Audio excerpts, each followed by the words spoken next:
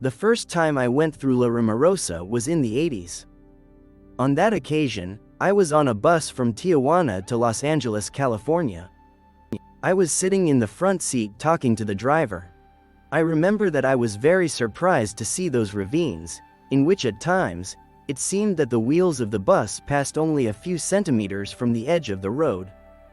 But above all, I was shocked to see in the depths those cars, passenger trucks, and trailers that had collapsed. It is chilling to see all those scenes where dozens of tragedies happened and hundreds of people very likely lost their lives. The driver, when he saw me so surprised, began to tell me stories of ghosts that appear on that road, women asking for a ride at night, children standing on the edge of the road, strange lights looking up at the sky. And so, each story more escalating than the previous. In each curve we grabbed, I looked to the sides to see the long line of cars that were in front of us and behind, since the traffic was slow because of a trailer that was going to the front. And in the meantime, I couldn't stop thinking about how disturbing it would be to drive down that road looking to see something paranormal. I have relatives in Mexicali and Tijuana. And years later, as an adult, I visited them 2 or 3 times a year. In those times I was going to see them in my car, so I took advantage of those journeys waiting to be lucky, so I could see something terrifying. So I spent several years out there looking for the adrenaline, until one day, I finally found it. On that occasion we were at night, as in the middle of the noisy we entered a pronounced curve, and when we left it, we saw that behind some large rocks, suddenly came out a very bright white light that crossed us on the way. I, surprised, turned drastically the steering wheel to avoid it. That light was so intense that when I passed by it, the whole car lit up inside, and as I passed it, I stopped totally to see what it was. What I really missed is that it was like a very tall person, but extremely thin. It had a shape like an inverted Y. It seemed to have very long legs and head, but without volume in his body. He walked like a very slow and clumsy compass, but with a very long snag. It was incredible to see how he crossed the other side of the road 2 steps away. My wife and my son, scared and trembling, they asked me what that was, but I was as surprised as they were and I did not know what to answer them. Stunned and terrified, we could only watch as he crossed the road and moved away between the hills. The most curious thing was to see how he illuminated everything around him where he passed with that intense glow. When we lost sight of him, everything was in complete darkness. We could only look at each other with our skin iridescent and a confused look. In the end, we had no choice but to follow our path. We talked about it, but no one could give an explanation about what we saw. After that experience, my worry and curiosity grew more. I really wanted to meet that thing again. I wanted to know what it was, and that adrenaline sensation honestly pleased me, so I tried to travel more often there, although my wife did not agree with that, but since it was the path we took to go visit her sister, she had no choice but to accept, and I, with the pretext of spending all nights there, I invented any excuse to go looking for that strange creature. And so I spent a whole year, passing by at night, looking for her. One day, we went back to visit her sister. My wife just wanted to pass by, but it was a perfect day. It was summer, and in that season Mexicali is a fairly hot city, so it was the perfect excuse to travel at night. My wife refused to do it, but I convinced her with the pretext that the car would not heat up that way. In that way, I met again with that sensation of adrenaline that I had been looking for. It was around 11 at night when we started to hear the noise. My wife preferred to sleep because she was afraid to look at that lens again. But both my son and I were very alert, looking everywhere looking for that light. In the distance, we saw that in front of us was a trailer. Because of the speed we were driving, little by little we were giving him reach, and being about 200 meters from him, we began to see that he was swinging from one side to the other like in a zigzag in a dangerous way. I made the comment to my son that very surely the driver was falling asleep, or that the wind was shaking him that way, when he finally stabilized and we gave him reach. My son made me observe that he was carrying something hanging from behind. It looked like a black sheet of fabric. And as we got even closer, we saw that it was a person with a kind of tunic like that of the monks. It looked like it was hanging from the stairs behind the trailer. I turned on the high lights of the car to see it better, and we realized that the tunic moved a lot but only from the height of the knees down. The funny thing is that despite the strong air current, the hood did not go back, but in a moment, the air current raised the tunic. My son and I screamed at the same time, "He has no feet! He has no feet!" With the screams we were making, we woke up my wife, who, when looking at what was happening, scared, begged me to speed up and leave the trailer behind. When I tried to cross it, I put myself next to that thing to see it better, and being next to the trailer, that thing turned towards us. It was when we saw some red eyes shining intensely, looking at us fixedly. I had never seen something like that. Two red-hot arms looked like they were on fire, after watching us for almost 5 seconds. He smiled at us with that huge mouth, long and macabre. I'll never forget it. It was such an impression of my son that he jumped to the other side of the back seats, while my wife reacted with a burst of laughter, screaming in terror.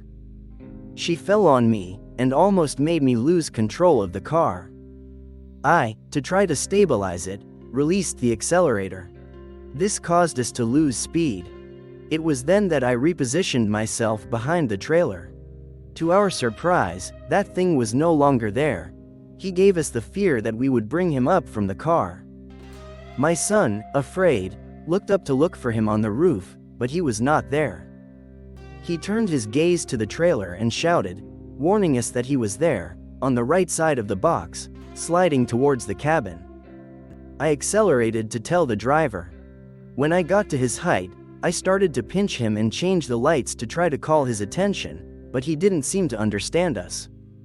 I stepped on the accelerator to overtake him and took a prudent distance. Then I changed lanes to be positioned in front of him. Then we started to signal him with our hands. Then we got a terrible scare. When we turned around, we saw that creature was right above the cabin. We thought the driver did see him because he zigzagged aggressively again like in the beginning. We noticed that the trailer was already very close to us and that thing was still up there, clinging to the roof. Without thinking, I stepped on the accelerator deep, managing to leave the trailer far behind. I don't know how long it took, but every time we went up a hill we looked back at the ravines, trying to look where it came from, but neither the lights nor any trace were detected. After that moment, we were sorry to have left that driver alone to his fate. After discussing it, we decided to stop for a break to wait for him. We spent, I don't know, 10 or 15 minutes there, but we never saw him pass. Everything was very strange. The road was very lonely that night and there was almost total silence. As nervous as we were, we preferred to leave. When I got to the next cash register, I was so nervous I couldn't even grab the money. The young woman who was attending to me when she noticed this, asked me if everything was fine. I answered that yes. She insisted that I was very nervous, and told me that she was curious that a few minutes before, a trailer passed by, whose driver was a man. I also felt quite upset. At that moment I understood that it was perhaps the same trailer that we had left behind. As I left the cassette, I stepped on the accelerator trying to reach it. Surprisingly, later on, in a deviation from the same road, we saw the same trailer parked, but how? We all asked ourselves when we saw it. If we never saw it happen when we waited for it at rest. As we got closer, we noticed that the driver was under the trailer. He seemed to be very nervous and desperately looking for something around the truck. We parked in front of him and got out of the car. Then I approached him. "Good evening, friend.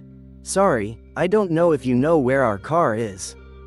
You were the one we saw a while ago?"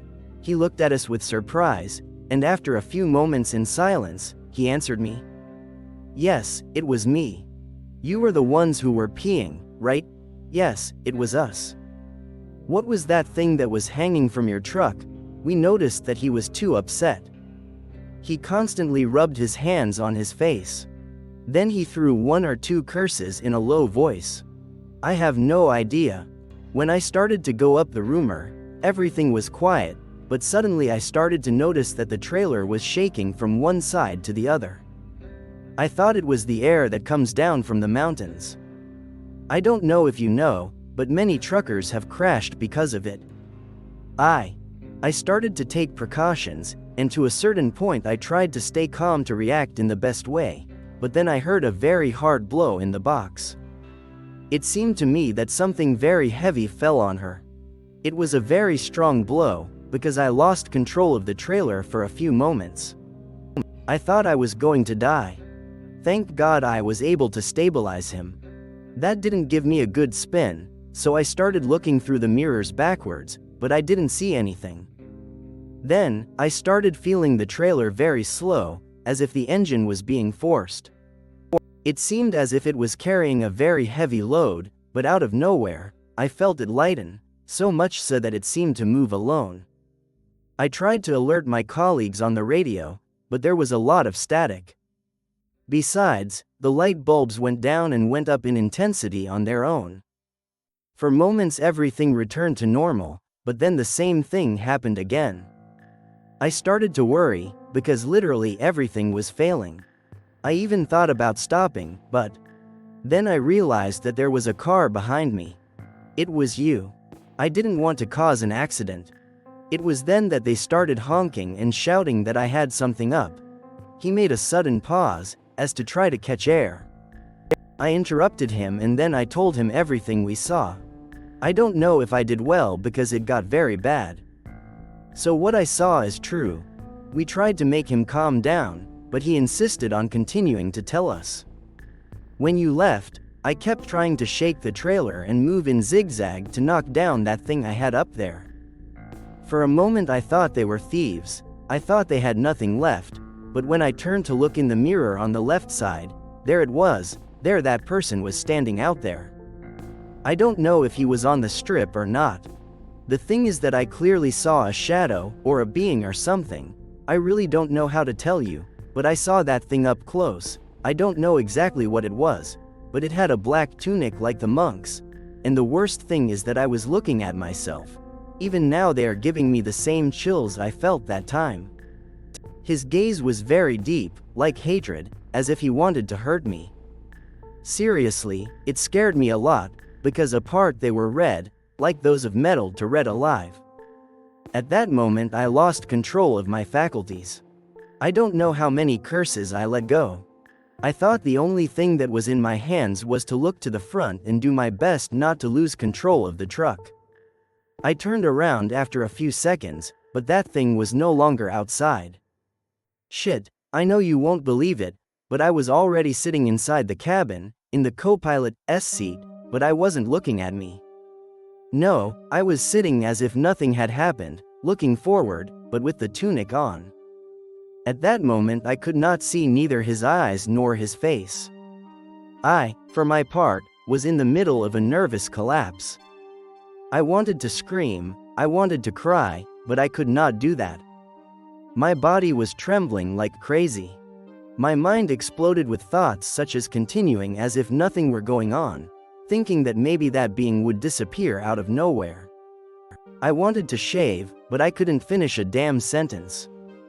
I turned with fear to see that thing. Then I looked at the front. Again, I tried to look at it with a big eye, always afraid of seeing it turning towards me. I wanted it to go, but I didn't know how to do it. They were moments that seemed eternal to me. I didn't even realize how the cabin felt frozen. I'm not sure if the temperature dropped suddenly, or if it was gradual. The thing is that even my bones hurt. Again I thought about praying and asking God for help, but the cough felt heavy, tense and painful. I even had saliva coming out of my mouth.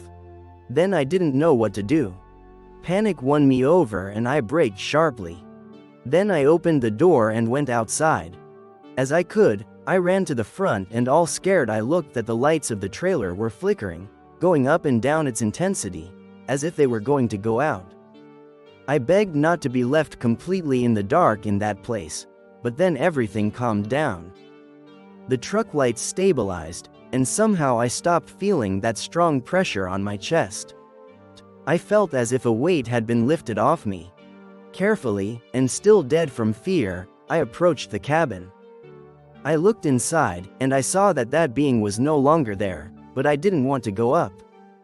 I was still afraid I might be hidden somewhere. I walked around the perimeter of the trailer, and then I felt safer not to see it again. I got back up and drove again. I kept praying. For a moment I felt that everything was my imagination, or I tried to think about that to calm myself down. From then on I only drove. I drove and prayed not to see that again.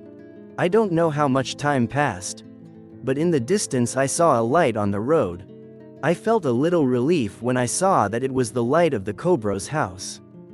Little by little the temperature returned to normal and, sorry to interrupt you, but we stayed in the break waiting for him and we never saw him pass. And it's impossible for him to pass by without seeing him.